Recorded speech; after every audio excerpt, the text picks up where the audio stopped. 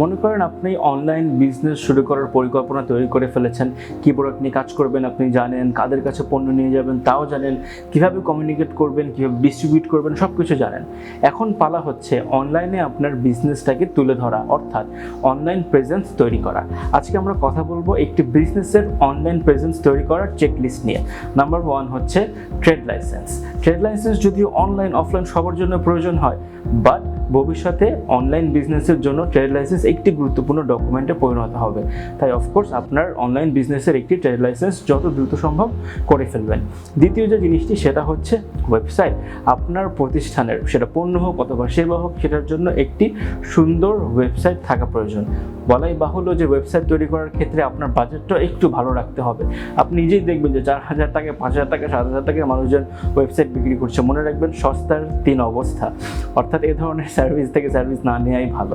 তো সুন্দরভাবে একটি ওয়েবসাইট তৈরি করবেন, কারণ দেখা যাচ্ছে যে অনেক সময় ফেসবুকে প্রবলেম থাকে বা অন্যান্য প্ল্যাটফর্মগুলোতে প্রবলেম থাকে, বাট আপনার নিজস্ব একটা ওয়েবসাইট থাকলে এটা আপনার ক্রেডিবিলিটিটাকে বাড়াবে এবং আপনার গ্রাউন্ডটাকে আরও মজবুত করবে।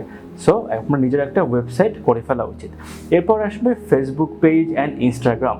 একই সাথে আপনি আপনার ফেসবুক পেজ এবং ইনস্টাগ্রামটা খুলে ফেলবেন। যদি আপনি পণ্য নিয়ে কাজ করেন অফকোর্স দুইটি আপনার জন্য গুরুত্বপূর্ণ, আর যদি সার্ভিস নিয়ে কাজ করেন তাহলে ফেসবুকই যথেষ্ট।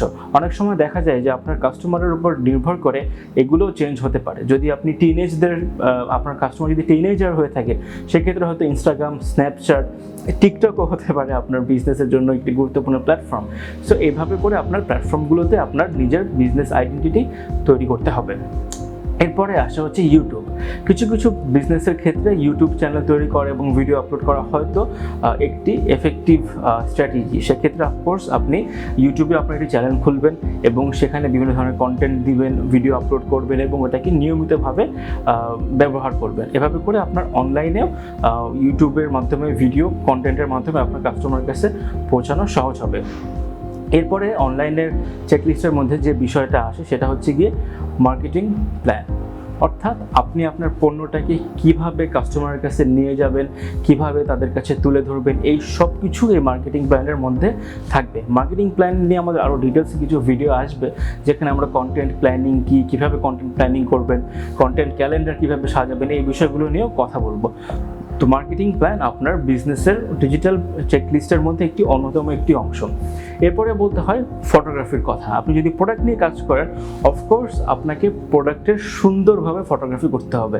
আমাদের দেশে কি হয়, জামার ফটোগ্রাফি করার জন্য বিছানার ওপর জামাটা বিছায় ছবি তুলে, তারপর টেবিলের ওপর রেখে উপরে কস্টেপ দিয়ে ছবি তোলে, এই ধরনের প্র্যাকটিস আমাদের দেশে আছে। হ্যাঁ, অনেক সময় দেখা যায় নেট থেকে ছবি ডাউনলোড করে, ইভেন কি মানুষের স্ক্রিনশট দিয়েও ছবি আমরা পেজে দিতে দেখেছি। সো এই ধরনের প্র্যাকটিসগুলো আপনার বিজনেসের থেকে ভালোর থেকে খারাপটা বেশি হয়।